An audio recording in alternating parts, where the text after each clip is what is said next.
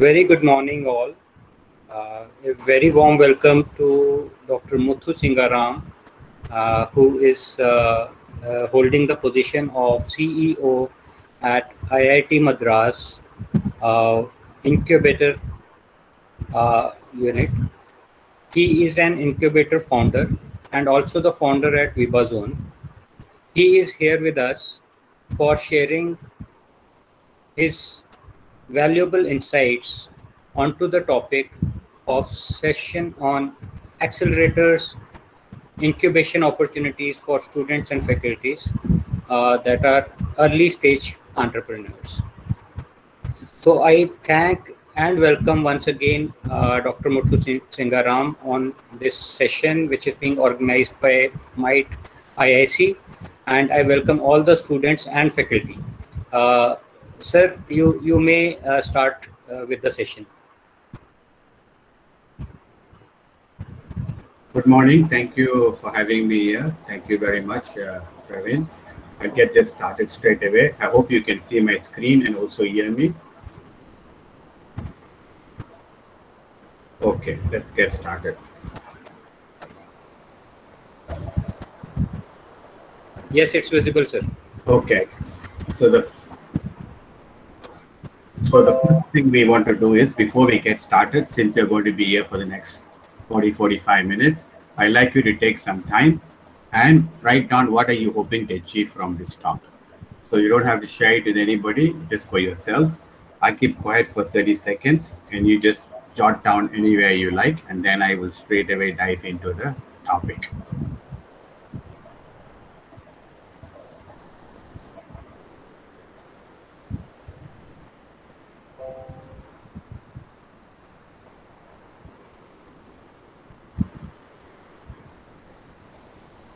Okay, we will get started now, and we're going to talk about what is required to be an entrepreneur. So we talk about the characteristics, skills, knowledge, and quality. So this is what we are going to do. Now, I always put this up whenever I am teaching or speaking. This is part of the book. You might have read the book, Wings of Fire, by the former president and Arun Tiwari, a scientist. In their book, they have said in the autobiography, a para comes this special gallium arsenide gun stocky barrier mixer diode comparator for antenna system. India was barred from trying any of these high technology devices, but innovation cannot be suppressed by international restriction. So it's very, very true. Entrepreneurship is something like that. Now, in a real session, I would do an exercise here. I ask for things to demonstrate that entrepreneurs should be able to ask to be able to get things. So that should be your first takeaway. As entrepreneurs, you should be able to ask. And the next one here is to have your vision. So this is my vision 10 years back, where we had written out something of this nature. The vision is the next thing you need to do as an entrepreneur.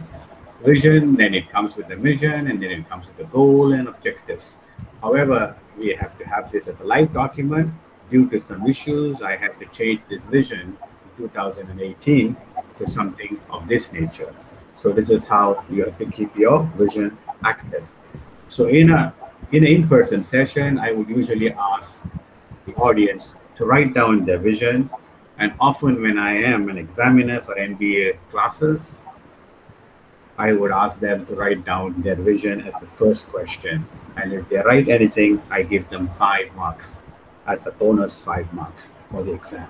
So this is something I've done in many universities, and many vice chancellors, presidents, and principals have really appreciated this portion of the MBA examination, because that gives an idea of what their students want to do. So that's the second takeaway this morning. First, you need to ask as an entrepreneur. Second is to have a vision. And now I want you to have a look at this picture, and we will talk about it at the end of the session. We ask this question: do you want to be an entrepreneur? And believe it or not, the third lesson, we ask you to say no.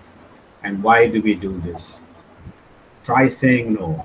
It is the hardest thing you'll have to ever do to be an entrepreneur. So basically what we're trying to show you is it is not very hard to become an entrepreneur because it's very easy to say no. So that makes it easy. Now, these are some definitions from people who have done this in the past. Harry Truman said a pessimist is one who makes difficulties of his opportunities, and a pessimistic is one who makes opportunities of difficulties. So a very good quote for you to start on a Saturday morning. And the two best business schools in the world for entrepreneurship, Harvard Business School and Babson College, both in Boston, Massachusetts, they say entrepreneurship is a way of managing and leading. So this is something you want to understand. And this is going back way back at 1800 by a French economist. If you do MBA, you'll come across him. J.B. says.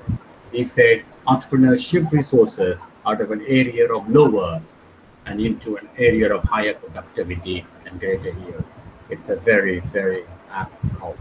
And this is more recent by another famous economist, 1911, George Pickens.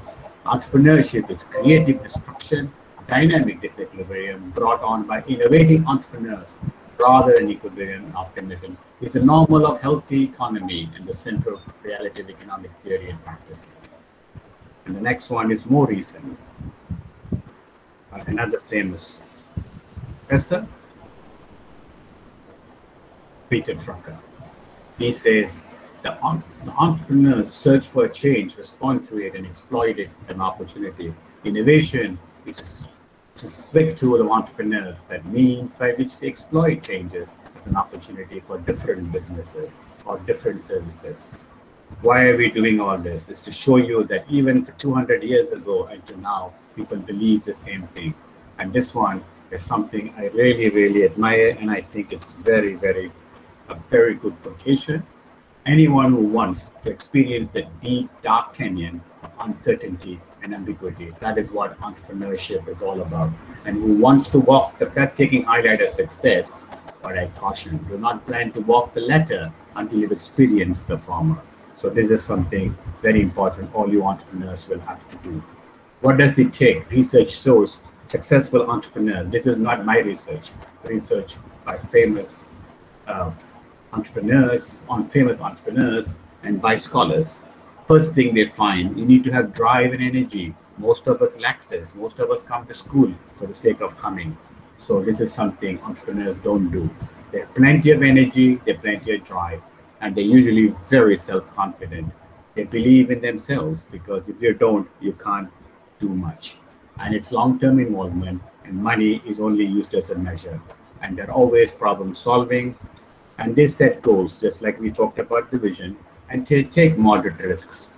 It's not like they take uncalculated risk, but they calculate the risk intake. Continuing, they deal with failures very well. They take feedbacks, and they have initiative and responsibility, and they use resources very carefully, and they compete against themselves.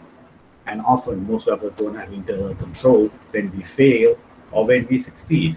So this is very important. And the last of them, they're all very tolerant of ambiguity, because that is what an entrepreneur takes a journey on his startup, is the tolerance of ambiguity. Very, very important. This is all in my book. What you have to do, these are all first-hand experience on doing a startup. You must have a vision and regularly review it.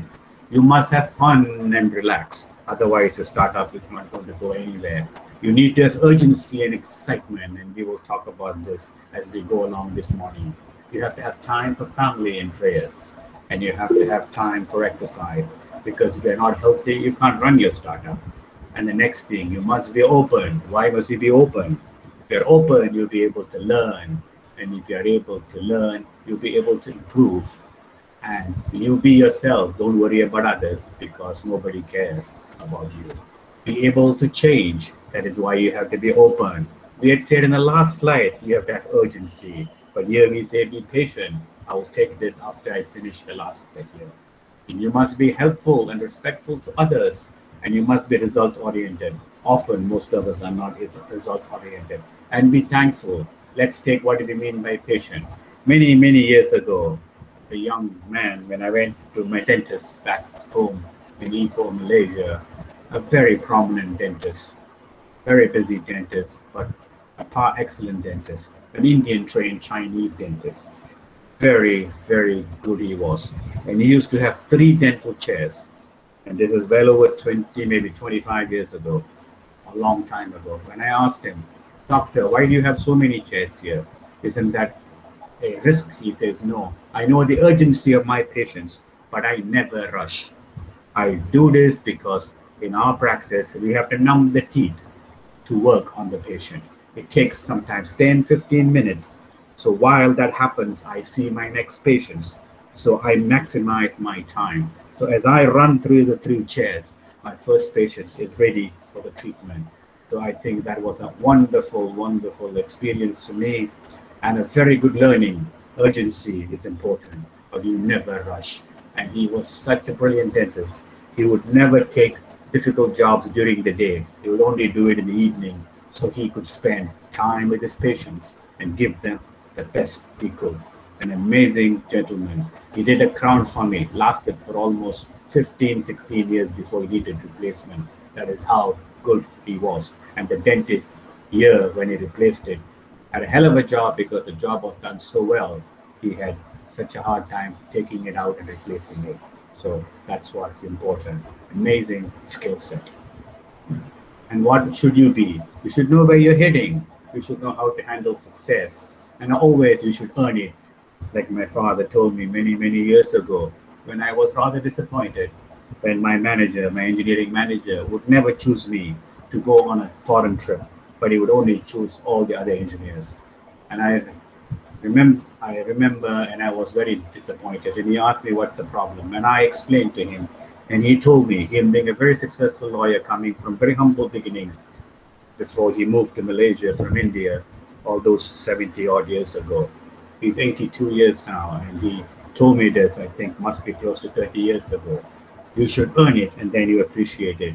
And I thank him for that very, very encouraging words, because today I have traveled almost to most parts of the world, and mostly on my own, on work, and often on pleasure or whatever. So he is right. When you earn it, you really, really appreciate it.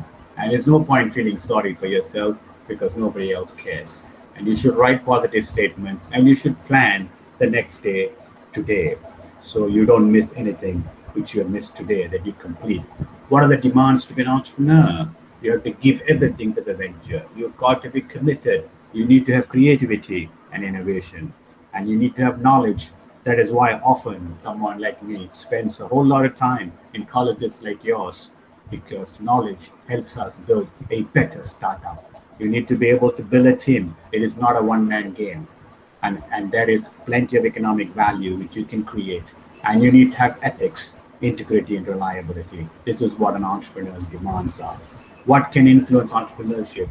We are seeing that in India now. Policy changes where AICT insists with the current chairman, a dear friend of mine, saying that entrepreneurship should be part of the college, and they need to run incubation cells, entrepreneur cells.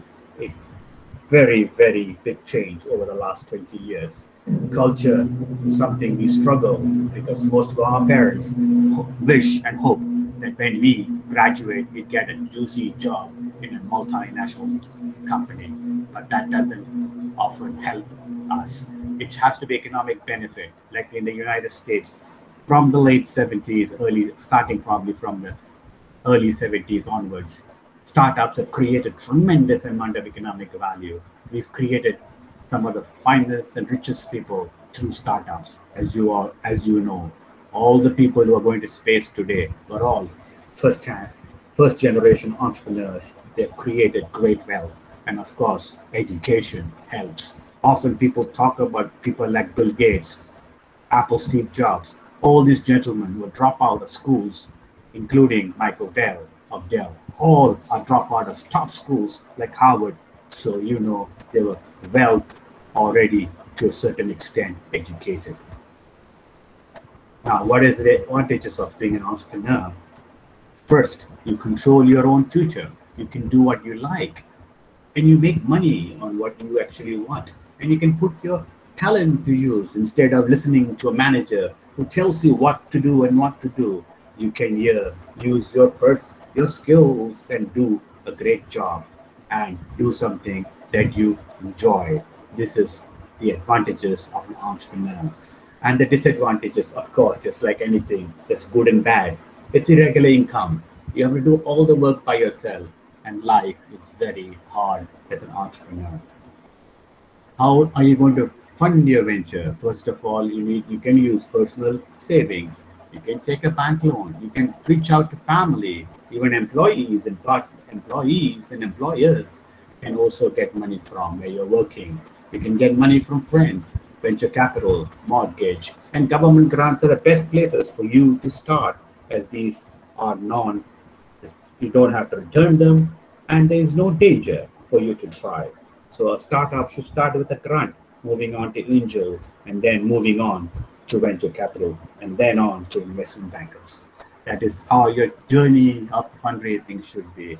This is again the life cycle of a venture, which I am not going to cover today, which is very well described in one of the books in Amazon, which we have. And some of the problems you would face as an entrepreneur. Most of us are not aware of regulatory requirement, especially the areas today I work in, medical devices, where there is lots of regulatory and most startups don't know. So this is something you need to learn. And startup financing is another very, very difficult area. You need to get money to get started. Of course, your skill sets of selling and marketing is another issue. Most students, professors are very technically capable, but they lack marketing and sales skills. Next problem you have is growing your financials. Where you are growing, you need growth finance. Of course, lack of management skills again, because we have not worked outside the academic environment.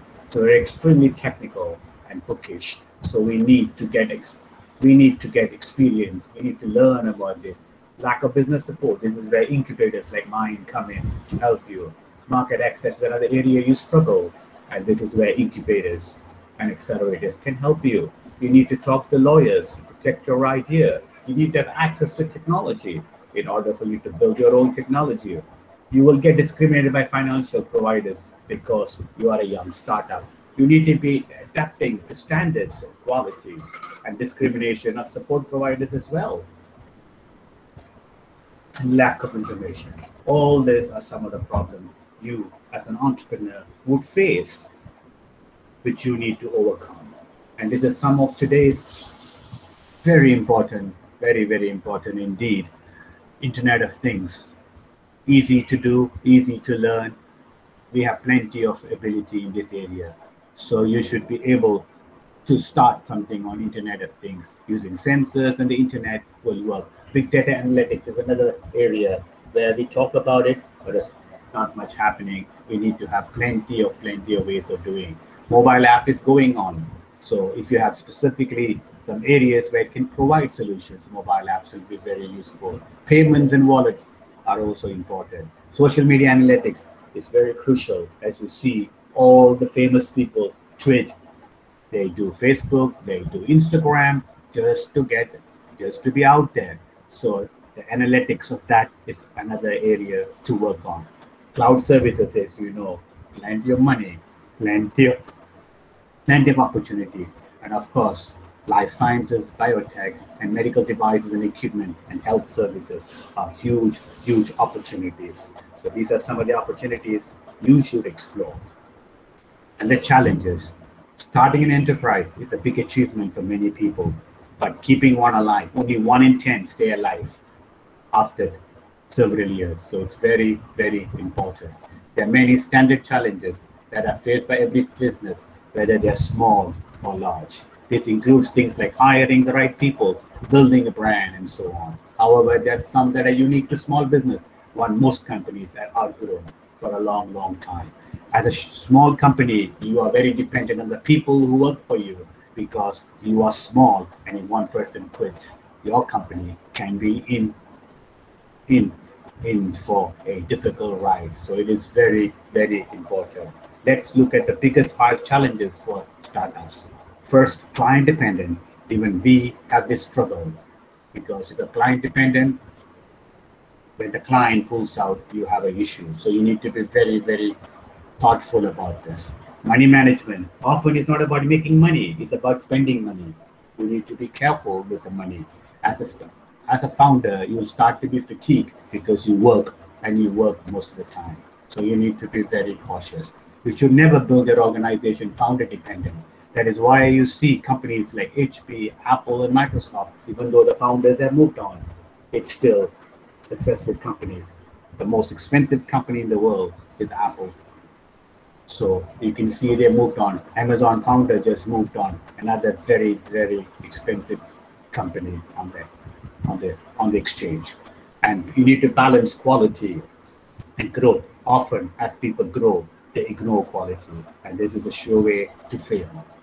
And what do you need to do now?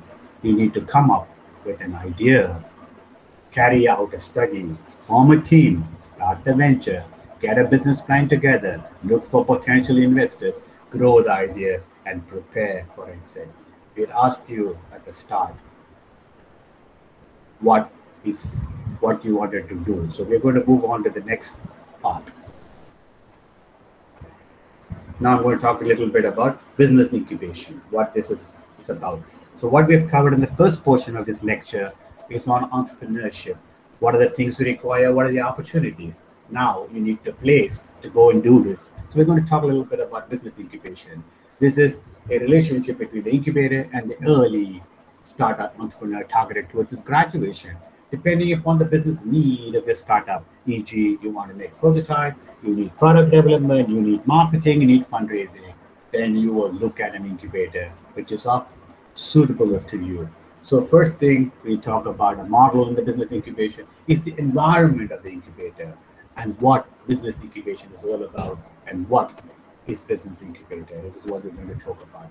The first thing is to create a wider framework which will be effective in development of enterprises and foster their process. How would they grow? That's what you need to do, create an environment, and then you create a structure to foster business from generating ideas to startup through business support, guidance, and so on. And the third is the physical shape of the incubator, which is not so critical if you have the other two in place. The third one can be easily built. And what does the goal of incubation is to support in developing and growth orientation skills for early startup. This is to reduce the launch costs by having an incubator, increase the entrepreneur's capability and confidence to scale a competitive firm by linking them to potential resources. Incubation programs to accelerate the entrepreneurial climate of a community. I'm not sure whether your college has an incubator, but that's what the incubator's job is, to generate jobs in the community and to enhance the local industry, provide intensive operational and strategic support for the development of entrepreneurs. This is what the incubator has to do. And there are stages of the incubator's development process. Concept, this is where you think, use your knowledge to enter into the business environment. And this is where you create a firm, you create your startup with the idea how you're going to manage. And you will progress for more than 3.5 years or so. You need to persist to make sure your startup works. And the services an incubator will provide, infrastructure, the easiest of it. The next one is a little bit more difficult, to give you all the business services, things like legal, accounting, marketing, and so on, financials. And very crucial for any incubator is the networking, where the mentoring will come in and so on. So let's talk about each one of these. Why do you need infrastructure? To help you reduce your rental costs. Business service to provide you with all the support you need, guidance in regulatory, licensing, accounting, and so on. And here to help you in seed fund, equity guarantee, and so forth. And also to build a relationship in terms of coaching, mentoring, exchange of ideas with others. So very, very important. Now, startup challenges tackled by business incubation. First is your lack in business experience that they will help you with. Your unrealistic expectations, just like what's happened in the last 20 years. 20 years ago, when the government started allowing engineering schools to pop up everywhere. So if you have an engineering degree, you would get a job. And then after that, MBA schools popped up everywhere. Everyone did an MBA to get a job. And today, everyone wants to do a startup to become financially successful. Very unrealistic expectations on all three counts. Today, we have thousands and thousands of students with engineering degree have no jobs. And then, worst case, MBA have become so easy to do now. Anyone can do an MBA. So all that has now saturated the market. And similarly, startups are.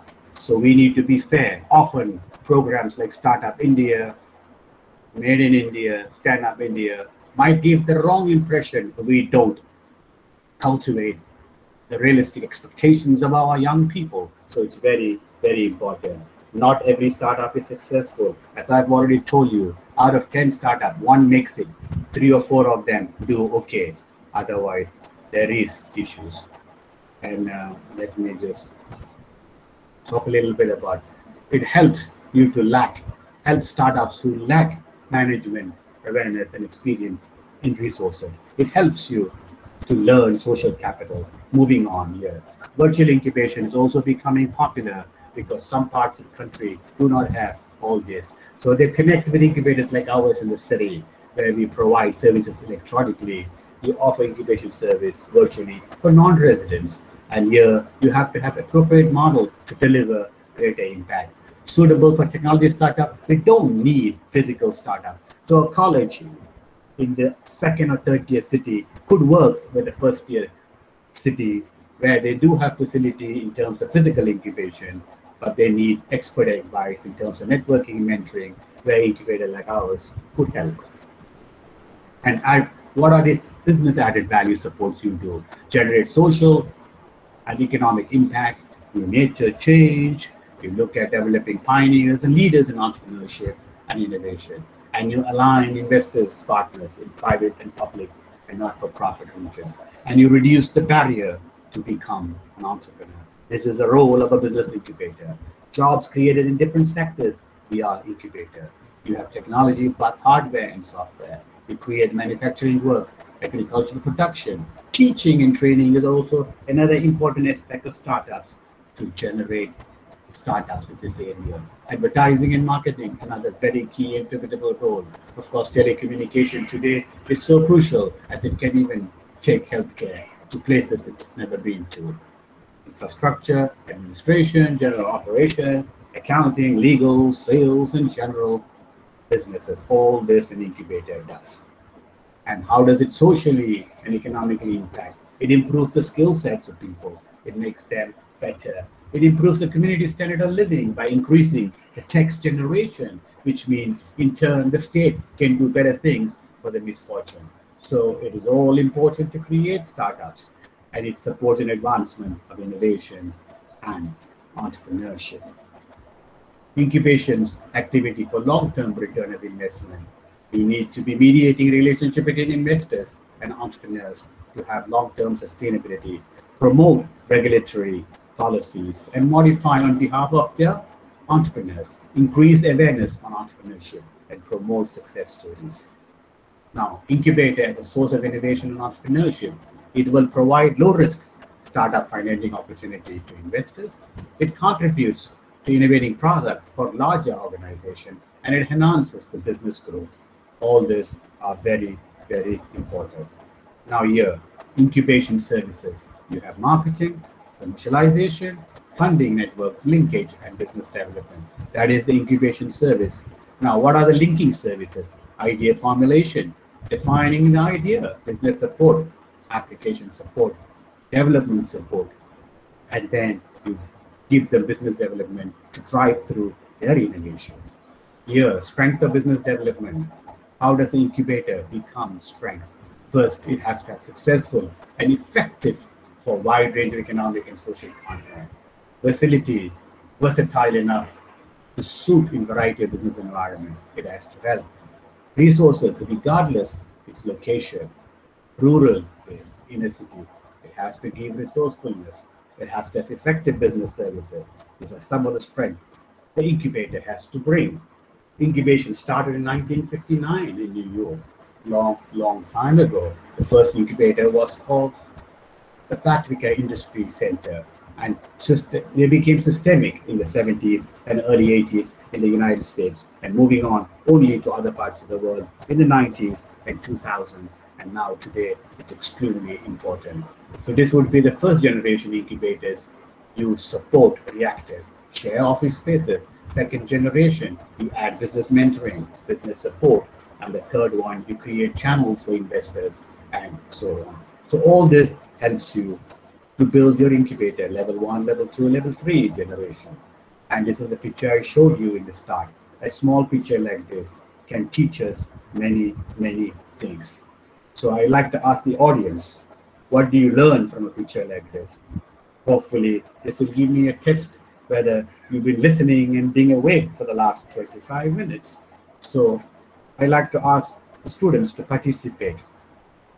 What do you learn from a picture like this? You can unmute and tell me, what do you learn from a picture like this?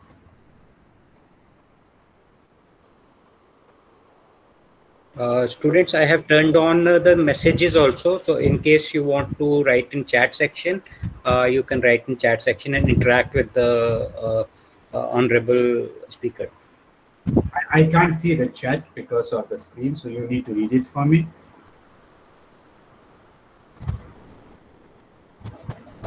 I can't see the chat, so you need to read. Yes, I will read it for you, sir. Yes. There is a comment that has come, taking risk. Okay, very good. So come further, taking risk, what else? Then there is challenge.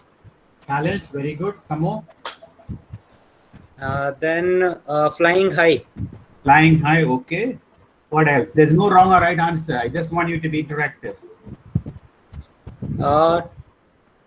There is one more from Ajay Kumar. He's saying taking calculated risk. Very good. What else? Then there is one more that is talking about taking risk, but think first. Okay. All of you are talking about risk. So now let me tell you what a small picture like this can tell us. First, not all opportunities have to be taken. Some are traps. Here, the dog is going to fall in a canyon. So very, very not opportunity. A person can become so determined to destroy another person that they become blind and end up destroying themselves. This is exactly what the dog does here. Your flight, you fight best in your natural element and environment. Here, the bird had an advantage because it flew off.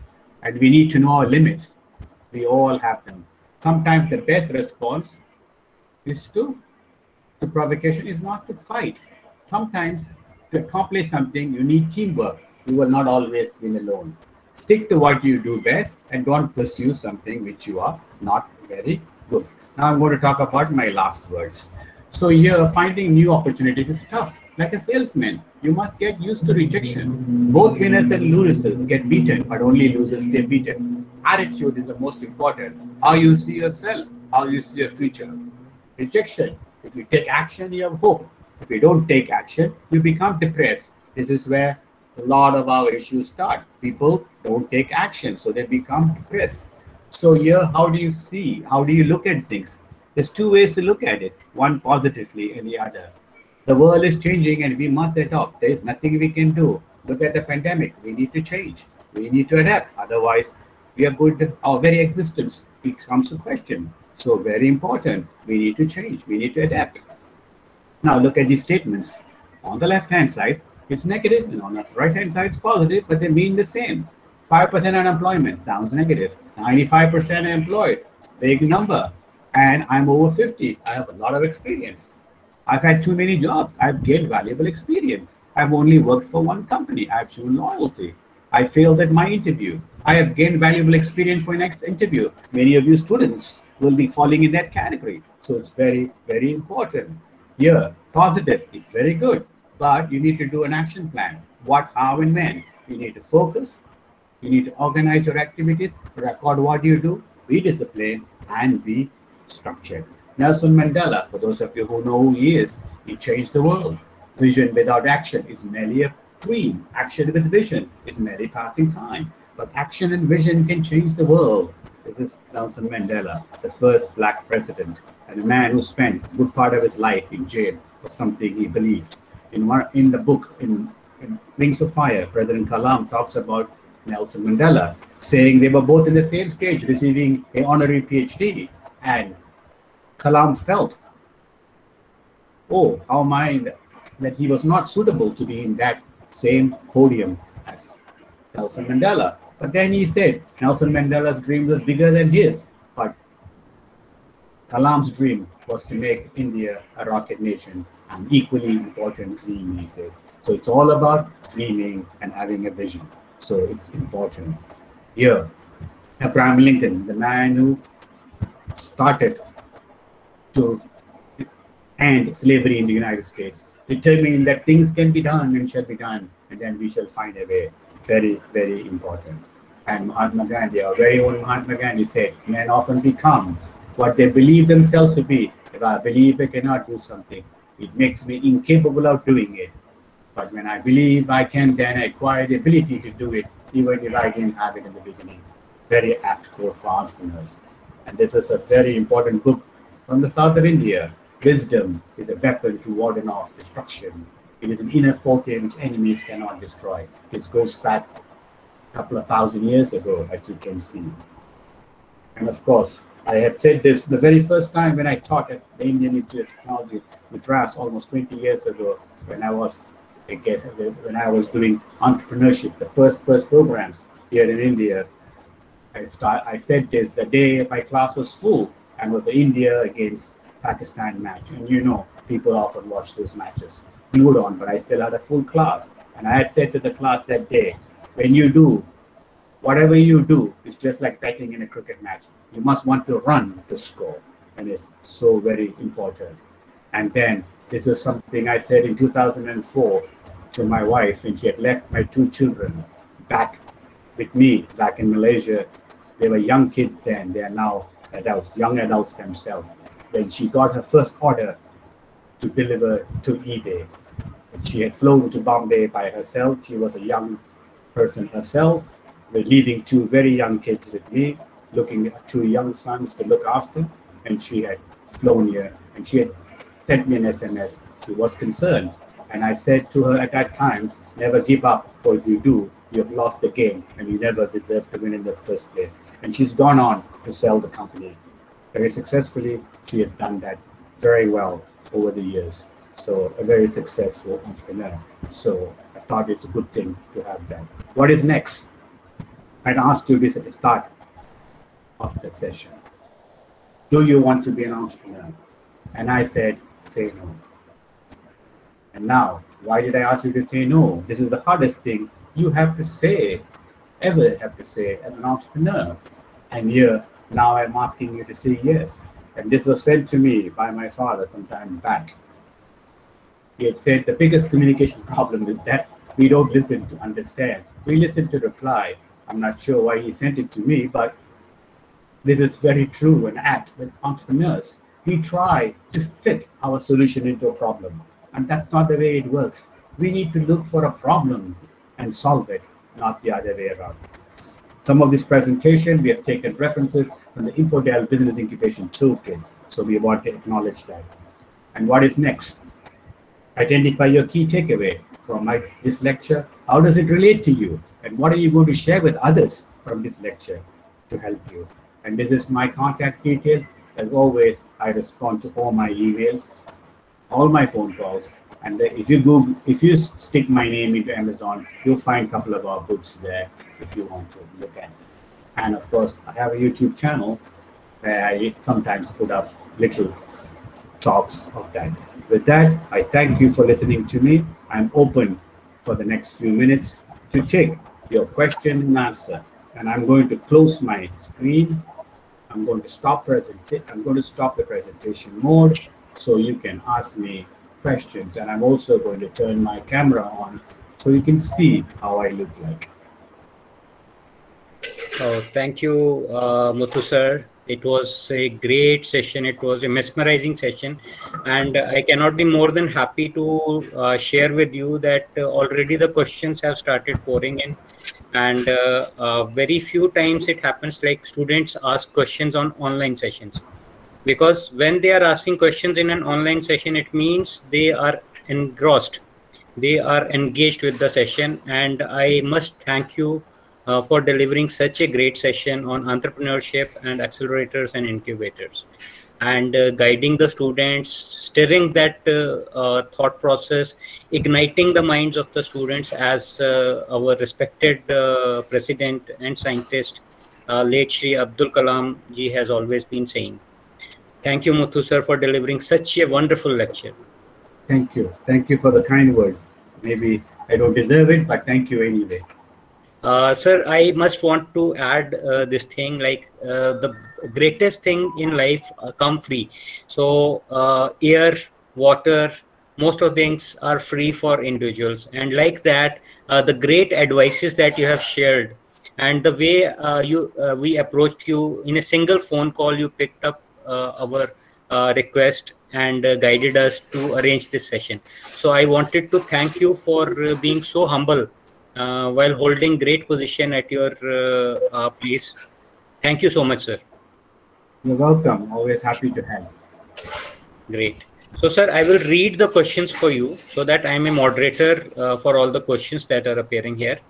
And you can go ahead and answer one by one. So, sir, first question. Yes, sir. Please go ahead. Yeah.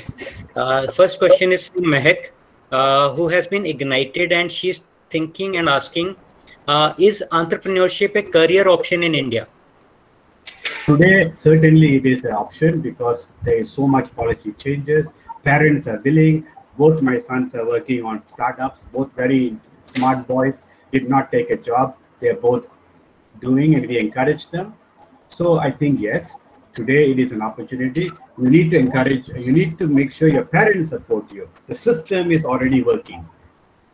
Colleges, the government, grants, there's so much opportunity there. So now the important part is to make sure your parents are happy after doing a degree, you will try something. So it's very, very important. We have a cultural shift, but I think it's certainly changing, Okay. Mehak, you would like to interact with sir? You want to ask any question further? You can unmute. No, sir. Thank you, sir. I got my answer. Great. So next question is from Harishta Khajuria. She's asked how to know about the traps that we don't know about during entrepreneurship. That's why we talked about knowledge. If you have a subject knowledge, you'll be able to analyze what is working and what is not working. For example, everyone thinks doing a startup makes money, and that's not correct. You need to make sure who are your competitors, who's going to be a customer before you start. So, for example, just like I have explained, sometimes maybe things like Startup India can be a trap for students who are misguided, thinking that all the opportunities are only in startups. That's not quite true. The motivation of starting a startup must also be correct. Many people start a startup thinking they can make plenty of money, and that's not true. Many of them don't make much money as when they start up. If you want to make money, you can always get a job. That should not be the motivation for a startup. So you need to study the situation, do research, and then you'll discover the traps. Okay, Harishta, would you like to interact with sir? You can unmute. Yes, sir. I want to ask some more queries. Yes, please go ahead. Hello, sir. Good morning. I'm Harshita from EC department. So I want to ask you that what, like, we are starting something. We are starting a new company. So in that field, is experience is more better or knowledge? What we have to do? So we have to go with knowledge or experience. Okay, that's a very good question. To answer that, you need both. But however, how do you have experience? We have never worked. So you got to have some knowledge to get started. So if you take it. Sorry to interrupt you, sir, but my question is like what we have to choose in experience and knowledge. So like youngsters, we are youngsters, but we don't have experience. But the experience holders, experience holder engineers don't have that much of knowledge that we are gaining today. So which we have to use that at that time to make our company or our business to get a high range. Okay. To answer that, I think it's wrong to say people with experience don't have knowledge. You'll be amazed that people who are much older are pretty good at technology today because they also keep on uploading. So I think that's not a correct thing to think.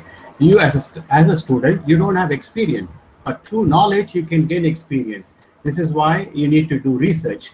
By doing research, understanding the competition, understanding what you're going to offer, that will help you. That is why sometimes it is better to go and work for 2-3 years and then start a startup because you've got some knowledge. But that's not a golden rule, or it's not necessary. You take one of the, I don't know whether you are familiar with a gentleman called Vinod Khosla. He's at one time the world's #1 VC, and he was also a founder of Sun Microsystem. Not many people know that. He went straight after Stanford. He went on to start a startup. He met his colleague McNally. They both came out of university and started straight. And as you know, Sun Microsystems is one of the most successful companies. So did they have any experience? No, but they had a lot of knowledge. But they were able to succeed. So you need to think through how you will do it. If you take a look at even Narayana Murthy, he worked first for some time of Infosys, and then he started Infosys. So it is really up to you what you feel. If you feel that you should work for a couple of years, if you take a look at all the successful family businesses, they usually make their children work outside first and then take them on to their company, the most successful ones, because they want them to learn from somewhere else and then come back. Sometimes you say at somebody else's expense, right? Sorry to interrupt you, sir, but I want to ask you that, sir, just like we are starting a new company, but due to just we are getting these example due to COVID, most of the people don't get their jobs, or they are ruined of that job. But sir, if we take that peoples in our company, they have experience. Just like my age, when I grow up and start my own company, I am going to take that people who lost their jobs, but they had experience about that. So sir, my question is that I am taking the experience, but that time there will be a great job, there will be great knowledges, they have advanced technologies that we don't know at this time. So what we have to take that time, that knowledge or that experience? I think both we have to use. No, I think you're getting very confused here. Experience is one part of the whole thing. Knowledge is second part. So, I mean, not second part. Sorry, they're different things. You need both knowledge and you need experience. And how do you get experience? By doing things. So tomorrow you will not have any experience, but in a year's time or 2 years' time, you'll have experience. So you need to build that. So what do you do to mitigate that? You talk to people with experience. That's why the mentors come in. You don't have to hire people. You can talk to mentors with experience who would help you. And that is why I did the second part of the incubator. And the role of the incubator is to supplement you with that lack of experience. We talked about that in our PPT. So the mentors who we have at our institution are mostly alumni who are successful. So people like Krish Gopalakrishnan, people like Narayana Murthy, people like Mohan Despai, all these people come back and contribute. They don't charge. They help people with their experience. So that's why it's important to end up in an incubator to get that support. So your university or college needs to pull on to your alumnus to come in together to help young people like you to move forward. So I hope that helps. So don't worry too much about not having experience. The incubator with these mentors, with your professors, would help you, but you need to have some knowledge to start. We can't start a biotech company without knowing anything about biotech. You don't have to be an expert, but you need to at least understand. I'm not a medical device expert, but I understand medical devices. So I am able to manage the incubator, not in terms of making stuff, but I understand how the industry works, who buys it and who doesn't buy it. So I'm able to manage the center. So you need to have an understanding. You don't need to be an expert in whatever you do, but you must have an understanding and knowledge. I hope that helps. You're very determined. That will help you. I agree with you, sir. She is so determined, she's so passionate that she's putting all that energy in her questions. So with your kind guidance and the session that you have held today, I'm sure many more students are ignited like this. Thank you, Harishta, for shaking up the session with these kind of questions. So any more questions do you have, Harishta? Sir, not yet. I have get my query. Thank you, sir. Okay. Thank you, Harishta, for Thank you, Muthu, being... sir. No Yeah, problem. right. Feel Okay, free so to reach out. If you want to do a startup, reach out to me. yes, We help anybody who's not, most of my startups are not from IIT Madras. wonderful, From sir. all Wonderful. Thank you so much, sir. From all over the country. So there's no issues at all. Right. So then there is one question from Mr. Ajay Kumar. He's saying like ideas are always different from being entrepreneur. So basically, I think what Ajay is trying to ask is between idea and the reality. So Anyone can come up with an idea. It's only the person who can execute the idea makes it. So there's no point having an idea. So if you look at the patenting regime, they don't allow you to patent an idea. You have to actually tell what you're going to do, what's the novelty, how is it made. So idea is only a starting point of an entrepreneur. It is not the end point. The end point is probably execution. So you need to start with an idea, execute it. absolutely. And this is where most startups fail. They think just because they have an idea, they can go they are successful. This is a sure way to die. Idea doesn't do nothing. It's only in paper. Okay. So Ajay, do you want to interact with her, or have we answered your question? Yes, sir. I got. Thank you, Okay, sir. great. Then we have Arjun Charak. He has asked a very long question. I will read it for you, sir. When somebody goes for entrepreneurship and started his or her own business, there are possibilities that the startup may fail. And thinking about the same, family does not support the individuals.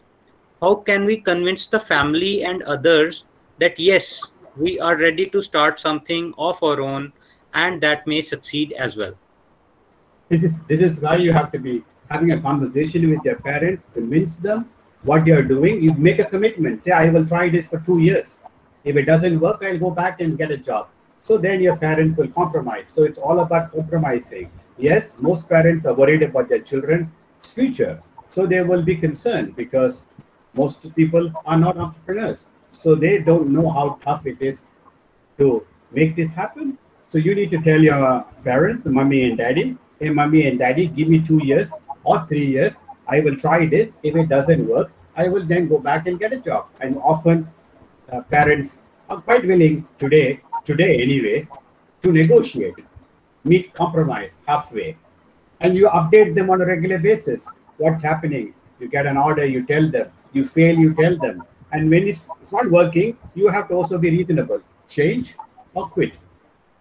And there's nothing wrong in quitting or changing. You can always try something else. You don't have to keep doing something. It's like banging on a wall. The wall is not going to fall down when you hit your head. You need a hammer, which means you have to change your strategy. So you need to change. So it's okay. It is now. I don't see any parents objecting. My son, after he's 12, he didn't want to go to university. He started his startup. My second son, and then halfway through, he decided he will do the exam to enter IIT Madras. He's now in IIT Madras doing his degree and doing his startup. But that took him a couple of years. So it was 2 years delay to go to school. But it's okay. But he has learned so much in the 2 years doing his startups. I keep him in my incubator just to see what he's doing. And he's under the care of my colleague, the faculty in charge at the center who oversees him. So I don't get involved with him directly. The faculty is his mentor and he guides him. And he's now, so it's all about doing something. My other son has finished medical school and he doesn't want to practice medicine. He's doing something else. So it's all about negotiating. And end of the day, some people ask, oh, you all don't mind your son not practicing doctor? No, we don't mind because he should be happy. It is no point in him doing something he doesn't want to do. Right? Now he's happy working on gaming. He spends 8 to 12 hours a day doing gaming, which he's happy with. It's fine. So I think that's important that you need to. Of course, I'm not saying drop everything, but you need to negotiate with your parents. And then it will work. Okay. Nice. Wonderfully put, sir. Wonderfully put. All are engineering students? Yes, all are engineering students, sir. Okay. In their earlier engineering careers. So they are the right people to get stirred and shaken up and ignited so that they can make the best out of their engineering careers. Very good. Excellent. Which city are you based in? Sir, we are based in the northern most part of the India, that is Jammu. So in case you ever plan for any visit to Mata Vaishno Devi, we would be happy to host you here for some time. I look forward to coming. That's a part of the country I've never been. So definitely I look forward to that.